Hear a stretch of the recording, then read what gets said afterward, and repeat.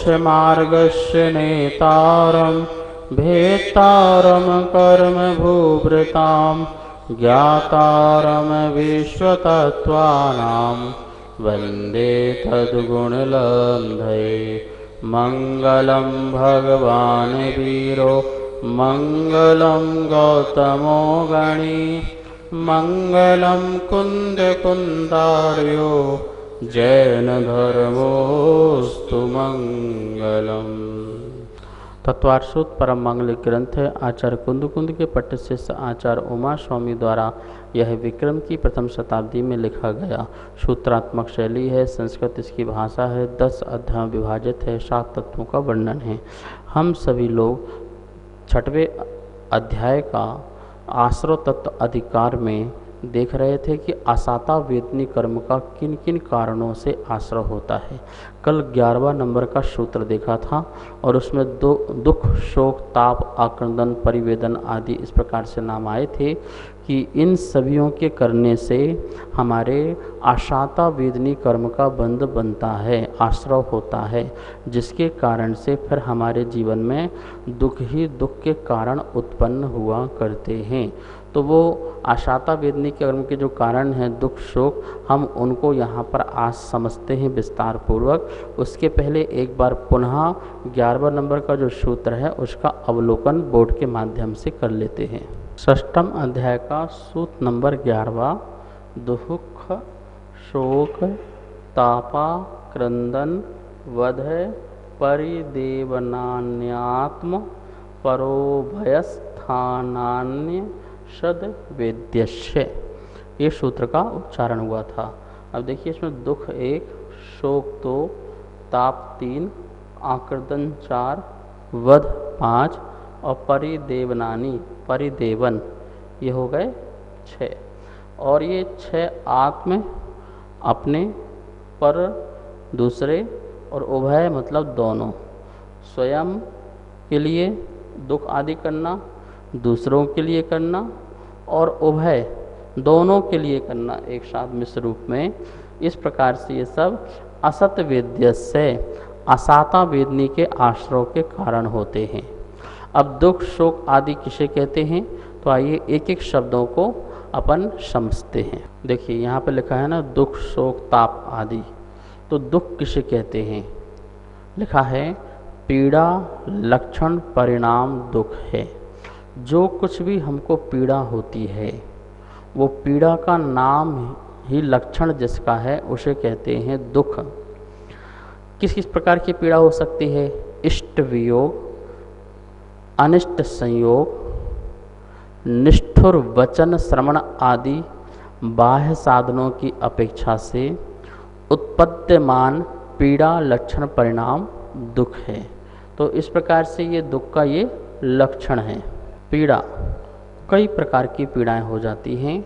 अपने लिए दूसरों के निमित्त से पीड़ा हो जाती है, या अपने द्वारा किसी दूसरों को पीड़ा हो जाती है, अथवा दोनों को एक साथ भी क्या होती है पीड़ा हो जाती है। जैसे पति पत्नी है, कोई निमित्त मिला तो दोनों ही रोने लगे, तो इस प्रकार से दो को एक साथ पीड़ा हो जाती है। इष्ट वियोग, इष्ट का वियोग हो जाने पर, कोई वस्तु है या कोई व्यक्ति है जिससे हमें बहुत प्रेम है, बहुत लगाव है, और उसका हमारे से उसका वियोग हो जाए, वो दूर हो जाए, अलग हो जाए या समाप्त ही हो जाए, तो उसके राग में हमारी जो विघ्न आया उसके कारण क्या होती है, हमको पीड़ा होती है। पीड़ा का मतलब है राग में विघ्नता। राग में किसी भी प्रकार की बाधा आई और हमें पीड़ा होगी ही होगी। मान लो जैसे किसी बच्चे को खिलौना से प्रेम है और वो खिलौना टूट जाए तो क्या होगा, उसको उससे पीड़ा होगी। खिलौने को पीड़ा नहीं होगी, उसके निमित्त से उस बच्चे को पीड़ा होगी। ऐसे ही किसी को मान लो अपने किसी परिवार से बहुत लगाव है और उसका वियोग हो जाए, जैसे कोरोना काल चल रहा है, छोटी सी उम्र में कोई व्यक्ति चला जाए और बहुत लगाव है तो उसके अंदर क्या होगी, बहुत पीड़ा होगी। तो इस प्रकार से इष्ट व्यक्ति और वस्तु का वियोग हो जाने पर होने वाले अंदर जो कष्ट है, जो पीड़ा है, वो लक्षण दुख का लक्षण है। वो उसे कहेंगे अपन दुख, कि व्यक्ति ये दुखी है। अनिष्ट संयोग, अनिष्ट संयोग का मतलब होता है जो हमें पसंद नहीं है, जिनसे हम घृणा करते हैं, जिनको हम चाहते नहीं हैं, जिनको हम देखना भी पसंद नहीं करते हैं, वो कहलाता है द्वेष।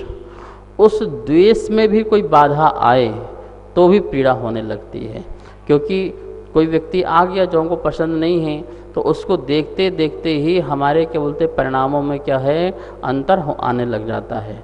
एक टसन सी पैदा होने लग जाती है, एक जलन सी पैदा होने लग जाती है। आचार्य मन कह रहे हैं वो भी क्या है, एक दर्द है। उस दर्द का नाम एक पीड़ा है, और वो पीड़ा दुख का कारण है, उसको हम दुख का लक्षण कहेंगे। इस प्रकार से अनिष्ट संयोग और इष्ट वियोग।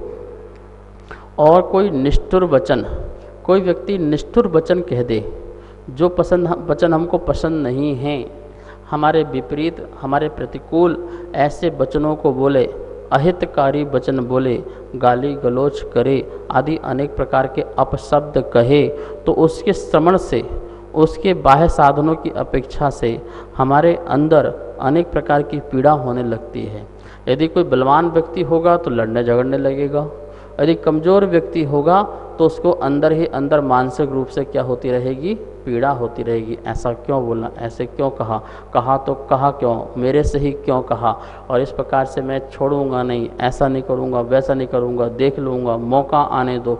इस प्रकार से जो चल रहा है मानसिक रूप से मन में चल रहा है, या वचनों से भी कह सकते हैं, ये सब जो स्थितियाँ हैं, ये जो परिस्थितियां हैं उस जीव की, वो पीड़ादायक हैं और उसी को कहते हैं दुख। ऐसे समय में व्यक्ति के आसाता वेदनी कर्म का आश्रय होता है। ये वर्तमान में दुखी तो हो ही रहा है और उसके निमित्त से ऐसे कर्मों का आश्रय कर रहा है कि आगामी काल में जब आसाता का उदय आएगा तो और दुखी होगा। इस प्रकार से ये दुख का लक्षण है। ये जो दुख हैं ये भी अनेकों प्रकार के होते हैं, फिर भी इन दुखों को जो है आचार्यों ने 4 भागों में बांटा है, 4 हिस्सों में बांटा है कि किस किस प्रकार से दुख होते हैं। एक होता है सहज दुख, जैसे स्वाभाविक दुख कह सकते हैं, स्वभाव तो नहीं मतलब व्यवहारिक दुख की, कोई स्वाभाविक दुख भी कहते हैं, तो सहज दुख होता है। एक होता है दोषज, दोष से उत्पन्न होने वाला दुख होता है। एक होता है आगंतुक दुख, आने वाला दुख, और चौथा होता है मानसिक दुख। इस प्रकार से 4 प्रकार के दुखों को विभाग किए हैं। सहज दुख के बारे में देखते हैं। जो सहज दुख है वो कैसा है, क्षुधा तृषा से उत्पन्न पीड़ा या काम क्रोध के भाव से उत्पन्न स्त्री सेवन की अभिलाषा और उसके चिंतन से उत्पन्न दुख सहज दुख कहलाते हैं। ये बिना प्रयत्न के ही इनका प्रादुर्भाव हो जाना स्वाभाविक है। जैसे अब भूख लगी तो अब भूख का अपने आप ही बिना प्रयोजन से ही, बिना प्रयत्न से ही क्या बोलते कि उसका क्षुधा का उत्पन्न हो जाना, अब बैठे हैं प्यास लग जाना सहज है, कोई दुख लाया नहीं गया, अब तो ये स्वयं ही आ गया।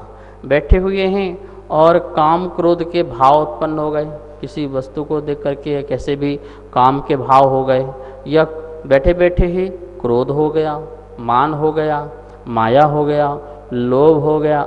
ये लाया नहीं गया जबरदस्ती, लेकिन ऐसे कर्म का उदय आया कि इस प्रकार से ऐसे परिणाम हो गए। तो इस प्रकार से जो सहज, जो बिना प्रयत्न के ही, मतलब जिसमें हमें बुद्धिपूर्वक प्रयत्न करना पड़े एक अलग चीज़ होती है, जिसमें हमें उपयोग लगाना पड़े, जिसमें हमें बहुत सोचना पड़े, ऐसा भी नहीं है। ऐसे सहज रूप से ही वह कार्य हो जाना, दुख उत्पन्न हो जाना, उसे कहेंगे क्या, सहज दुख कहेंगे।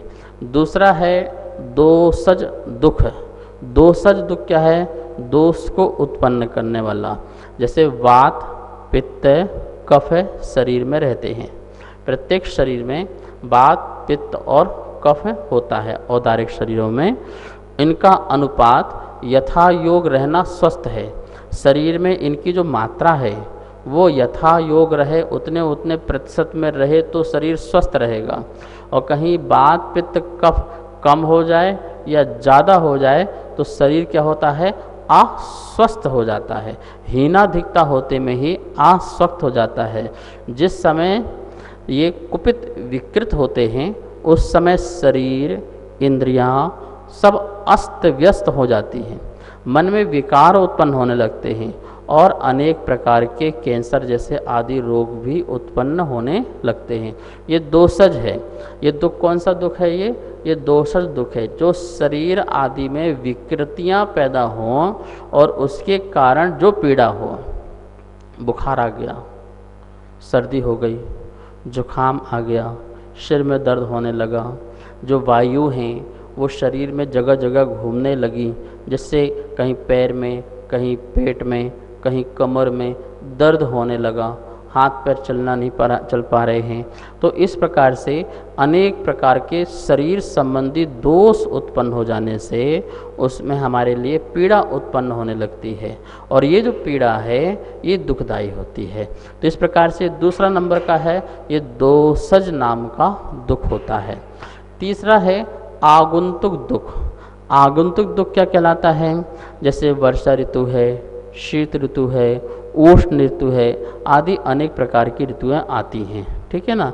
उसमें अतिवृष्टि हो जाए, अनावृष्टि हो जाए, इतना पानी गिरने लगे कि हाहाकार मच जाए। अनावृष्टि हो जाए अर्थात पानी ही न गिरे तो अकाल पड़ने लग जाए, तो उसमें भी हाहाकार हो जाए।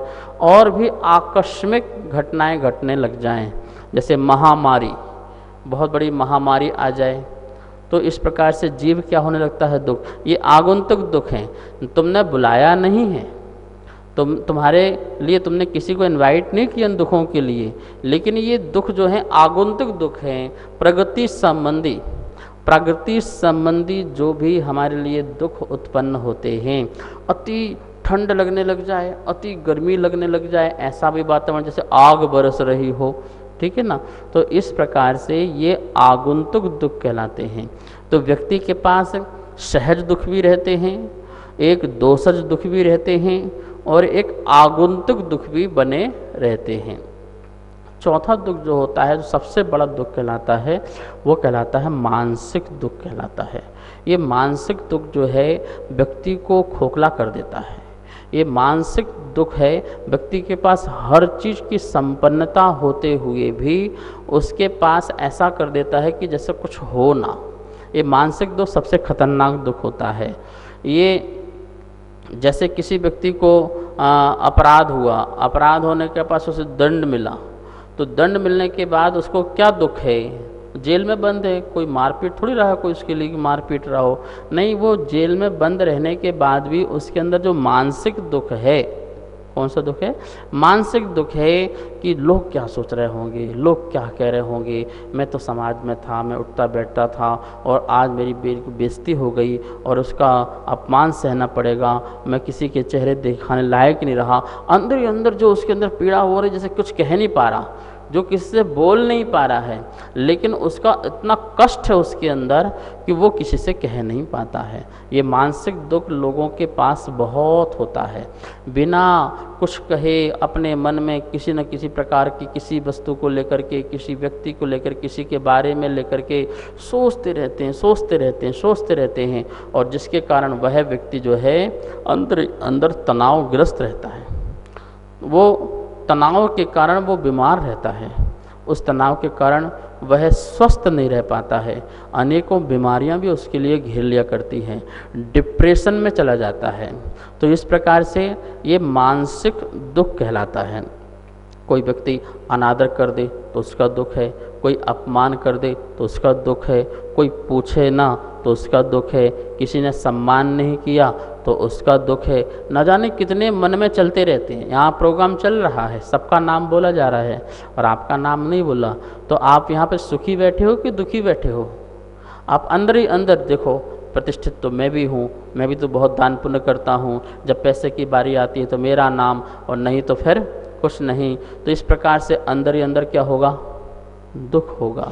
तो बोले आचार्य भगवान कह रहे हैं ये भी एक मानसिक दुख कहलाता है। इस प्रकार से ये 4 प्रकार का दुख होता है, और इन दुखों में होने वाला जो भी तुम्हारा ध्यान है, चिंतन है, ये सब के सब असाता वेदनी कर्म के आश्रय के कारण होते हैं।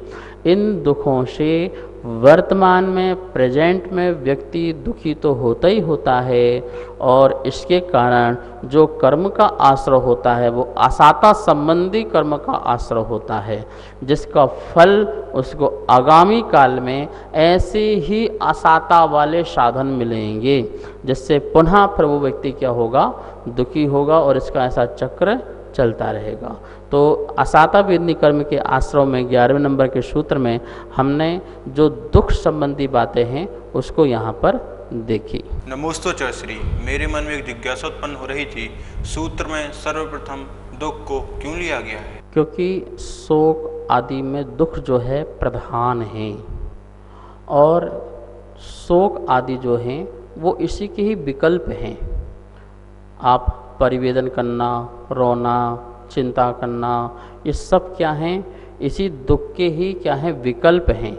तो जो सर्वप्रथम जो है, जो हेड है, वो तो दुख ही है, इसलिए सूत्र में दुख को लिया गया है।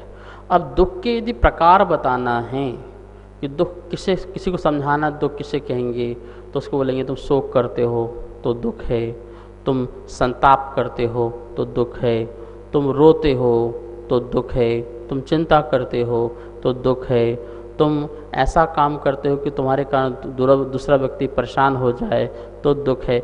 वो इसके विकल्प हैं। देखा जाए दुख एक अपने आप में व्यापक है, उसमें सब कुछ समा जाता है।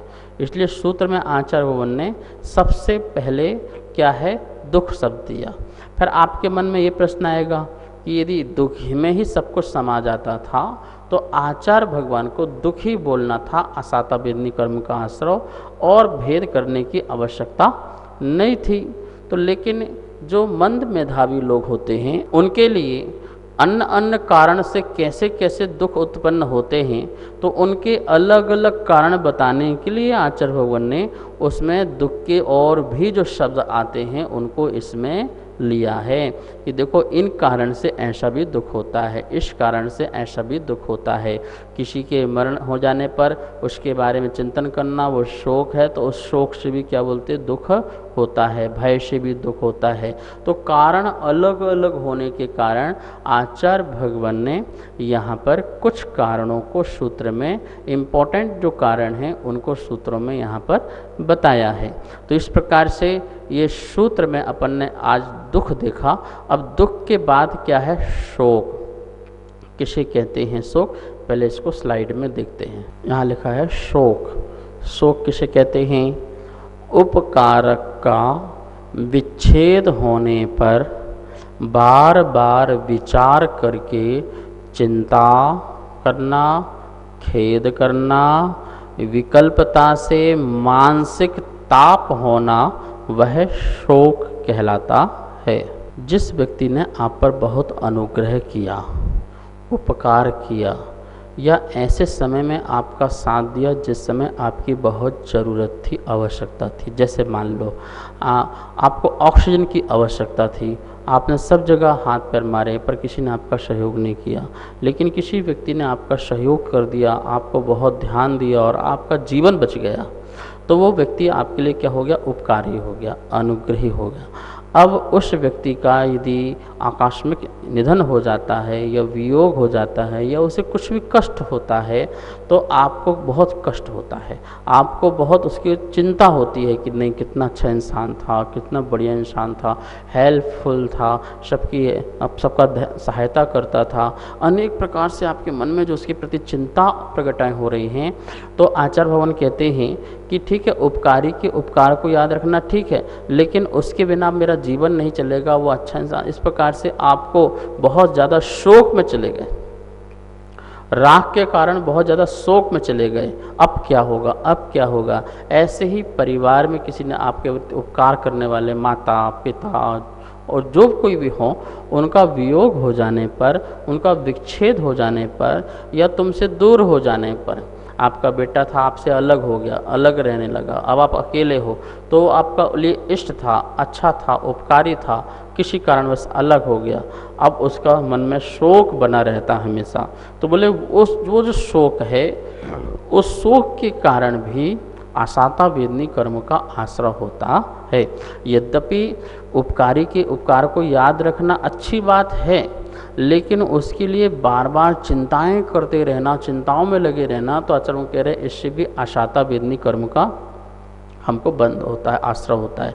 उपकारी को उपकार याद रखने का मतलब ये है कभी भी उसके साथ गलत हम करें ऐसा नहीं करना है, बस इतना ही हमारा उसके प्रति स्मरण भाव होना चाहिए। लेकिन उसकी वियोग हो जाने पर उसके बारे उसको लेकर के रोना धोना, बैठे रहना, चिंताएं करते रहना, ये सब क्या है, इनसे आपको आश्रय हो रहा है, आपको अंदर दर्द हो रहा है, पीड़ा हो रही है, ठीक है ना। उपकारी के प्रति तो आपको प्रसन्नचित होना चाहिए कि आदमी बहुत अच्छा, लेकिन आपको जो पीड़ा हो रही है, दर्द हो रही है, उससे क्या होगा, आश्रय होता है।